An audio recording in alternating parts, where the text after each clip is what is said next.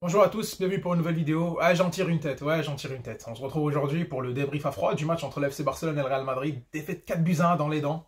Allez, prends-toi ça, 4 buts à 1 dans les dents. Bon, pour la petite histoire, parce que tu me dis, ouais, quand même, ça fait un petit moment que le match il est passé. Oui, c'est vrai, j'avais fait un débrief à chaud, problème technique, il n'y avait pas de son, ce qui fait que, bon, bah, ou il y avait une très mauvaise qualité de son, ce qui fait que je te refais un débrief aujourd'hui. On va essayer d'être un peu plus court parce qu'il y a la CAN, il y a des vidéos à faire sur la CAN, il y a l'Algérie qui joue aujourd'hui. Donc bon, on va surtout essayer d'évacuer ça très rapidement. Bon, bah hier tu te prends 4 buts à 1 en finale de Supercoupe d'Espagne. Bah, le Real Madrid prend sa revanche. Hein. L'année dernière c'était nous. L'année dernière c'était le Barça qui avait mis 3 buts à 1. On s'en était bien sorti. C'était la claque. Bah, aujourd'hui c'est à nous de prendre une claque. Voilà. Mais bon, moi je m'y attendais. Je m'y attendais. Bah, tu connais la recette ici sur la chaîne. Hein. J'essaie de te dire ce que j'en pensais avant, mes attentes. Je te parle rapidement du match parce que je pense que tu l'as vu. Ça sert à rien vraiment d'épiloguer tactiquement parce qu'il n'y a pas grand chose à dire là-dessus. Et après on va parler de ce qui s'est passé. On va surtout parler de ce qui me concerne moi, le principal responsable. La faute individuelle de certains joueurs, on est d'accord, mais aussi, je pense, le non-travail du coach, parce que ça commence vraiment à se voir, et on aura l'occasion d'en parler dans cette vidéo. Alors, juste avant de commencer, Grand Real Madrid, GG. Voilà, il n'y a rien à dire. Ils ont été meilleurs techniquement, tactiquement, physiquement, dans l'approche du match, dans la gestion des émotions. Même leur coach, il a été meilleur. Dans la dynamique, ils sont meilleurs. En fait, tout était réuni pour que tu gagnes, en fait. Je vois pas, à part espérer vraiment ce sursaut d'orgueil que tu peux avoir dans les classicos, en mode un classico c'est comme un derby, ça se joue pas, ça se gagne, c'est comme une finale, etc. Donc même si tu as une dynamique de merde, bah, tu réussis parce que la grinta, le courage, parce qu'il peut tout se passer. Dans ce match-là, allez taper ton vis-à-vis, on l'a vu, hein, que ce soit le Real ou le Barça qui est dans des mauvaises dynamiques, quand il arrive dans le classico, bah, il réussit à se surpasser, à se transcender, à terrasser l'équipe adverse, c'est déjà arrivé. Et en fait, c'était le seul point sur lequel les supporters barcelonais pouvaient espérer gagner, en fait.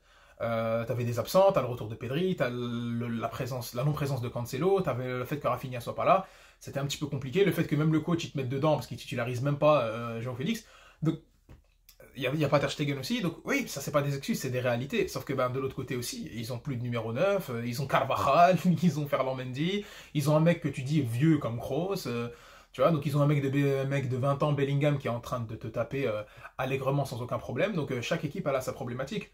La différence, c'est que le Real Madrid, ils viennent avec une très bonne dynamique. Ça fait 6 mois que malgré toutes les contraintes que je viens de te citer, des joueurs vieillissants, ils n'ont pas eu un immense remplacement, ils réussissent à taper l'Atlético avec Brahim Diaz, José Lu et Carvajal. Carvajal en fin de vie, avec un Nacho en défense centrale, avec Rudiger qui est remplaçant. Là, ils te mettent Lunin même, l'affront ultime, ils te mettent Lunin dans les buts. Tu vois. Donc tu mets ces mêmes joueurs là au FC Barcelone, c'est pas qu'une question de qualité individuelle, c'est une question aussi de dynamique, parce qu'ils sont mieux préparés, parce qu'ils roulent sur la Liga depuis le début, ils roulent sur la Ligue des Champions depuis le début, ils n'ont pas trop de problèmes, et ça avance tranquillement.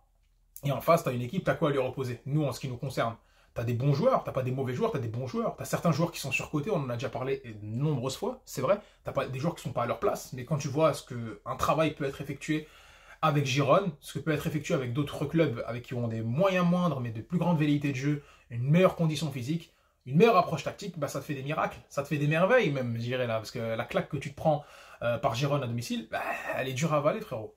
Elle est dure à avaler et c'est pas des joueurs qui sont intrinsèquement meilleurs que les tiens, c'est des joueurs que même que tu as dégagés. Donc en fait de la dynamique, c'est fait que c'est le coach qui a pas bien travaillé ça. Et quand tu arrives pour affronter le Real Madrid, tu n'arrives dans cette dynamique-là qu'avec, Inch'Allah, ils vont se réveiller. Inch'Allah, Araujo fait un gros match.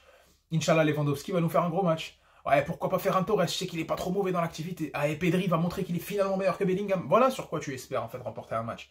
Et c'est pas normal quand t'es l'FC Barcelone. C'est absolument pas normal. Quand ça fait 4, 5, 6 mois que tu n'arrives pas à gagner plus de 2 buts d'écart, tu prends des claques face à Antwerp, des matchs nuls face à Valence, tu galères face à Almeria, tu voles des matchs face à la Sociedad. Et à chaque fois, c'était des alertes. Sauf que faites pas les étonner les gars, on récolte ce qu'on sème, c'est tout. Donc moi quand j'aborde ce match, moi personnellement j'avais dit on perdait 3-1, je me suis trompé, hein. J'ai dit on a perdu 4-1, on aurait pu en prendre plus. Mais les gens qui s'exaspèrent sur la réaction de Vinicius Junior, etc., c'est de bonne guerre les gars, tu veux faire quoi?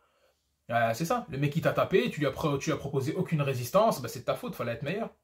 Tu fais un système de jeu pour essayer de bloquer Vinicius Junior. Alors, petit rappel pour nos amis madrilènes, parce que là, je suis en train de tirer sur le Barça, mais il faut dire la réalité. L'année dernière, c'est vous qui vous prenez la claque en finale de Supercoupe d'Espagne. À 3-0, après le 3-1 à la fin, mais bon, le but, il est hors jeu, il est même pas revu. C'est pas grave, petite parenthèse. Mais l'année dernière, c'est le milieu à 4 avec le système de Gavi en faux ailier gauche qui a permis au Barça de rouler sur le Real et de continuer sur la saison. Et ce système-là, avec les 4 défenseurs derrière, c'était le point fort du Barça. Donc cette organisation un petit peu hybride, où tu avais une défense forte, et un meilleur contrôle de la balle au milieu de terrain, et bah, tu réussis avec beaucoup d'efficacité d'aller marquer des buts. Mais tu avais une bonne défense. Tu pouvais te permettre de mettre aussi un système anti-Vinicius derrière avec Araujo. Sauf que quand tu mettais Araujo seul vis-à-vis avec Vinicius, il le bloquait, c'était le seul à le bloquer. On disait que c'était le poison de Vinicius, c'était le seul qui a réussi à le bloquer, et c'est une réalité, c'est vrai. Mais malheureusement, par contre, cette fois, ça marche pas parce que tu as une défense qui est trouée. L'année dernière, tu avais une bonne défense. Voilà, Vinicius Junior, il est globalement bloqué par un mec comme Araujo. Le problème, c'est que l'année dernière, tu te prends dans la finale, un petit peu la demi-finale de la Coupe d'Espagne, tu te prends le 4-0. Il y a, on va dire, une équipe bis du Barça, mais c'est la seule fois où Vinicius avait vraiment pris le meilleur sur Araujo. Donc, légitimement, tu dis, bon, on va travailler tout le système du Barça, nous qui sommes pour le crayfismo, nous qui sommes pour l'imposition de notre jeu, nous qui sommes pour... On va imposer le jeu à l'adversaire et pas être pragmatique envers eux. Tu vas mettre un système pour bloquer Vinicius, et ce mec-là, il te met triplé. Il aurait pu même te mettre plus. C'est une réalité. C'est une réalité. Quand tu fais un système comme ça, d'habitude, tu avais Koundé, tu avais Christiansen, tu avais le milieu de terrain qui travaillait de quinquant, ce qui fait que la défense ne soit pas prise à revers, et ça te fait que Araujo, il est systématiquement en un contre Vinicius. C'est plus le cas. C'est absolument plus le cas. Ils ont essayé de faire une sorte de pressing très très haut. Quand tu vas avoir une défense très haut, c'est pour presser très haut. Sauf que quand tu as une défense très haut, que tu n'as pas de pressing, tu fais pas de contre-pressing, tu n'arrives même pas à couper les lignes de passe, tu mets aucune intensité, tu laisses des espaces de fou, tu te prends des buts comme Vinicius et Rodrigo nous ont mis hier. Simplement. Tu te prends juste des buts comme ça, tu arrives seul. En plus, si tu rajoutes des erreurs individuelles, tu l'as dans le baba. Le Barça, ils ont fait quoi hier? Ils ont été inférieurs dans tous les secteurs de jeu. Dans tous les secteurs de jeu. Le Real Madrid a joué sénateur, ils se sont baladés. Ils t'ont écrasé, ils t'ont mis une claque. Il n'y avait même pas de réponse, en fait. Et la présence de Cancelo, ça aurait fait quoi, finalement? T'aurais eu un latéral qui aurait gesticulé un peu plus. T'aurais mis Félix, ça aurait fait quoi? Peut-être que t'aurais peut-être pas perdu 3-1, t'aurais perdu 3-2. Ou 4-1, pardon, t'aurais perdu 4-2. Peut-être même un 4-3 si t'étais un petit peu chaud. Mais dans la prestation globale de l'équipe, t'aurais été complètement dominé, écrasé. Parce qu'il n'y a rien qui est travaillé. Et c'est ça le constat finalement de l'équipe. Le Barça va se manger son 4-1 logiquement. Tu marques sur un cafouillage un petit peu, sur une belle frappe de Lewandowski. T'as plein d'occasions que t'arrives pas à concrétiser. Mais ça ne traduit uniquement que ta faiblesse et ton manque de travail. Et c'est là où on va parler rapidement de Xavi, parce qu'il y aura une vidéo pour parler de son cas. Mais c'est le constat. C'est le constat. Tu travailles pas, tu perds. Voilà. T'as une défense qui est pas sereine, t'as un gardien qui est remplaçant, qui essaie de faire ce qu'il peut, t'as un milieu de terrain. En fait, regarde juste le milieu de terrain que t'as. Xavi, c'est l'un des meilleurs numéro 8 de l'histoire. Il n'y a pas de débat, en fait. Il a Gundogan, De Jong, Pedri. Ce milieu de terrain-là, normalement, tout le monde te le jalouse, y compris le Real Madrid. Parce qu'ils ont un bon milieu de terrain, mais en valeur intrinsèque, en termes de ce que tu peux produire avec les deux milieux de terrain, ça ne m'étonnerait pas qu'ils soient un petit peu jaloux quand même. Hein.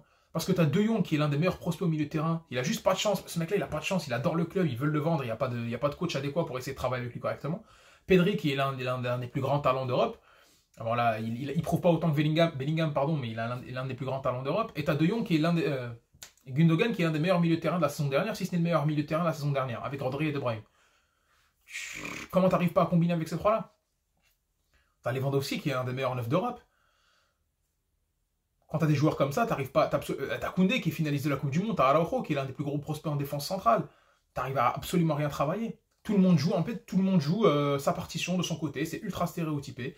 Alors là, t'as un Baldé. L'année dernière, c'était le meilleur offensif du Barça parce qu'il a porté cette fraîcheur avec son explosivité. Mais cette saison, il n'y a rien. Walou, il fait systématiquement le même dribble. Il prend la balle, il va essayer de compter sur sa petite accélération crochet extérieur gauche. Et après, il suffit de se mettre juste une personne qui va... il est comme ça. Tu vas juste te mettre derrière et le laisser arriver. Il ne pourra rien faire. Il ne s'est pas centré, il ne s'est pas éliminé. C'est un joueur... il aurait été bon dans le Liverpool de club, tiens, avec beaucoup d'espace. Il aurait été excellent en Allemagne, laisse tomber. Et pour l'instant, c'est beaucoup de joueurs surcotés, pardon, beaucoup de joueurs qui n'ont pas leur place au FC Barcelone. Et tu te retrouves avec un Sergio Roberto sur le terrain. Et tu sais quoi, le pire, c'est que c'est même pas le plus mauvais. C'est grave, hein, mais c'est même pas le plus mauvais. Et tu te prends la claque logique face au Real Madrid. On en parlera du cas de Xavi, mais il n'y a pas grand-chose à sauver. Tu te reçois la sanction à la fin, hein, quand on te dit que finalement, il va rester jusqu'à la fin de saison, on lui fait confiance, on va ramener qui, on peut signer aucun joueur. Moi, c'est pas ça qui me dérange. Parce qu'avec ce que tu as actuellement, tu peux faire mieux. T'as pas des ailiers de fou, il n'y a pas de problème, mais tu peux faire mieux. Tu peux vraiment faire mieux. Sauf que tu travailles pas. Et malheureusement, tant que tu travailles pas, tu récoltes ce que tu sèmes. Bref, on se retrouve très vite pour une vidéo concernant l'FC Barcelone. Il y a le match en Coupe d'Espagne face à une des trois. On verra ce que ça va donner. Bref, keep the faith, Mesque un club et Biscal Barça. À bientôt.